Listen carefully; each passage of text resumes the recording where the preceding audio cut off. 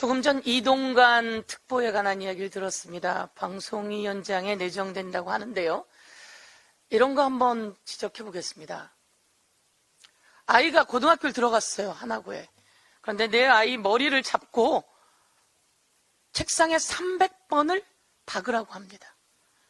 머리를 책상에 300번을 박게 했답니다. 이게 있을 수 있는 일입니까? 상대 아이를 때리라고 해서 잘 못 때렸다면 또다시 학생을 때렸다고 합니다. 그리고 침대 위에 올려놓고 밟았다고 합니다. 그런데 이런 학폭이 있었고 이 학폭에 대한 문제 제기가 계속돼 왔고 거기에 이동관이라고 하는 아빠와 엄마가 권력자로서 어떻게 개입했는지가 문제 제기되어 왔습니다. 이 내용을 인사검증하는 윤석열 대통령은 알았을 거 아닙니까? 그리고 한동훈 법무부 장관 알았을 거 아닙니까? 정순신 학폭 논란 때는 몰랐다고 빠져나갔습니다. 이번에도 몰랐습니까? 알았음에도 불구하고 머리를 책상에 300번 박았던 그 학생은 이동관이 그렇게 높은 자리에 올라가는 동안 얼마나 고통스러울까요? 그 학생 한 명이었습니까? 옆에 때려서 맞은 학생은 또 무엇입니까? 저는 대한민국에 이런 일은 있어서는 안 된다고 생각합니다. 그런데도 불구하고 한동훈 법무부 장관, 윤석열 대통령이 임명하려고 하네요. 이러면 대한민국 대통령 자격 없는 거 아닙니까?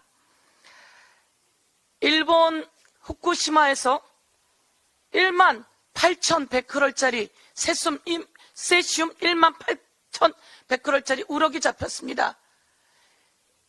후쿠시마 폭발이 있은 지 몇 년이 지났습니까? 10년이 넘게 지났는데 이제 1만 8,100크롤짜리 우럭이 잡혔는데요.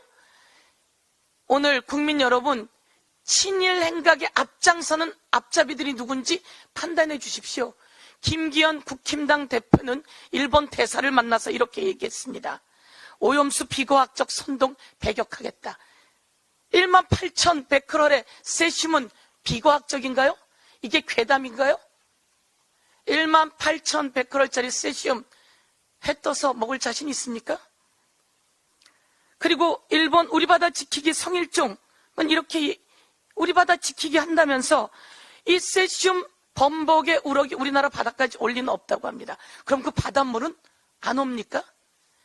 우리나라 바다 지키기 담당자가 아니라 우리나라 바다 내주기 친일 행각 오늘 고발합니다.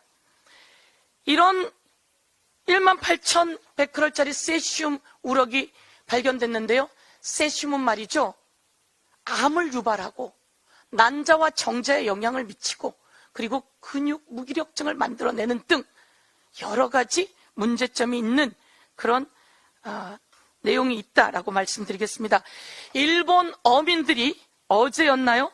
후쿠시마현 후바타 어협동조합 어민들이 일본 니시무라 산업상을 만나서 방류하면 안 된다라고 하는 입장을 전달했다고 합니다. 일본의 중의원이 도쿄전력은 윗물만 살짝 떠서 실효 채취했기 때문에 문제가 있다고 지적했습니다. 그리고 일본 원자력 규제위가 원자로 손상이 확인되자 도쿄전력에 재검토를 요구했다고 합니다. 일본 내에서도 이런 일이 일어나고 있는데 우리나라 국힘당하고 국힘 대표가 일본을 두둔하는 친일 행각을 하고 있습니다. 이 사진을 한 번 더 봐주십시오. 넷플릭스에 더 데이즈라고 하는 드라마가 만들어졌다고 합니다. 넷플릭스에서 얼마 전까지만 해도 광고했다고 합니다. 76개국 정도 되는 나라가요. 벌써 넷플릭스 상위 10위 드라마에 올라간 이 데이즈가 도쿄전력의 폭발 그리고 그 과정을 담은 드라마라고 하는데요. 뭐 도쿄전력 내용을 담은 거라고 하긴 하는데요. 이게 무슨 일인지 우리나라 한국 넷플릭스에서 검색이 되지 않는다고 합니다. 이야기는 뭐 우리에게 올리지 않았다 이런 이야기가 있는데요. 김건희 여사가 넷플릭스 관계자들을 만났던 그 날이 기억에 나네요. 그게 왜 이것과 연동되는지, 왜 넷플릭스에 이 내용이 드라마가 올라오지 않는지 이것에 대해서 저희가 한 번 더 짚어보고, 권력은 이렇게 함부로 쓰라고 있는 거 아닙니다. 대한민국 국민이 아주 고통스러워하고, 얼마 전 이렇게 한국노총에서 더 이상은 못 참겠다, 어제 아침이었습니다. 더 이상은 못 참겠다라고 하면서 대정부 투쟁을 내걸었는데요. 전방위적인 대한민국 탄압, 독재, 윤석열 정부에 대해서 경고합니다. 이상입니다.